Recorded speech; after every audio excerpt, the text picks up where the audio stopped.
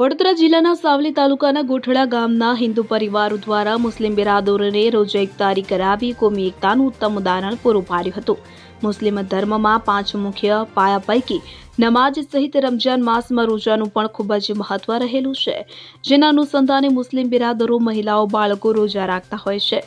રમજાન માસના અંતિમ તબક્કામાં આજે પણ 27મા રોજાનું મહત્વ હોય છે, જે અંતર્ગત જિલ્લાના સાવલી તાલુકાના ગોઠડા ગામે સમગ્ર દેશની કોમી એકતાના ઉદાહરણ સાથે સંદેશ પાઠવ્યો હતો તેવું ઉદાહરણ સામે આવ્યું છે. સાંજે ગોઠડા ગામના ભૂદેવ, શાહરબારી જેવા સમાજના પરિવારોએ ગોઠડા ગામના મુસ્લિમ બિરાદરોને ઘરે બોલાવી પોતાના મકાનના ધાબા પર સંપૂર્ણ વ્યવસ્થા અને ઇસ્લામિક રીતે અને જાણે પોતાના ઘરનો જ પ્રસંગ હોય તેમ હરખભેર અને હોંશે પરિવાર સહ યજમાન બની સામૂહિક રોજા ઇફતાર પાર્ટીનો સમય તથા રોજાના પારણા કરાવી કોમી એકતાનું ઉત્તમ ઉદાહરણ પૂરું પાડ્યું હતું. સાથે સાથે દેશ અને દુનિયામાં અમન અને શાંતિ માટે દુઆ કરી સંદેશ પાઠવ્યો હતો.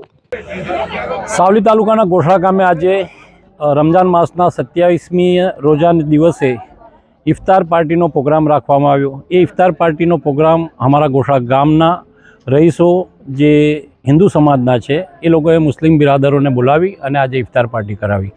નારણભાઈ રબારી છે, પછી આપણા વિપુલભાઈ શાહ છે, વગેરે ગોસાઈ દરબાર અમારા જે માજી સરપંચ છે એ લોકોએ બોલાવી અને મુસ્લિમ બિરાદરોને ઇફતાર પાર્ટીનો પ્રોગ્રામ કર્યો. આ ઇફતાર પાર્ટી કરવાના બદલે હું દુઆ કરું છું કે અલ્લાહ તાલા પૂરા દેશમાં અને પૂરા વિશ્વમાં અમન અને શાંતિનું પેગામ આપે અને આવી જ રીતે ભાઈચારો બની રહે. જે આજનો માહોલ છે કે લોકોને ભ્રમિત કરી મૂક્યા છે કે હિન્દુ મુસ્લિમ મારા ગામમાં આવો અને એક એકતાનો પ્રતીક જોઈ લો તમે કે આવી જ રીતે અમે એકને એક મળી અને રહીએ છીએ. એમના તહેવારોમાં અમે જઈને ઊભા રહીએ છીએ અને અમારા તહેવારોમાં અમારા હિન્દુ ભાઈઓ આવીને ઊભા રહે છે.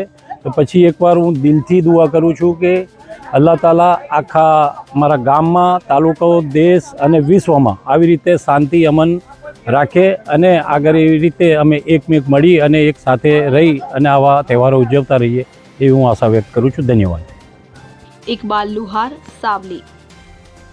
હવે જુઓ દેશ દુનિયાની તમામ ખબરો તમારી આંગળીના ટેરવે. ઉઠાવો મોબાઈલ અને ગૂગલ પ્લે સ્ટોર પરથી ડાઉનલોડ કરો અમારી CN24 ન્યૂઝ મોબાઈલ એપ.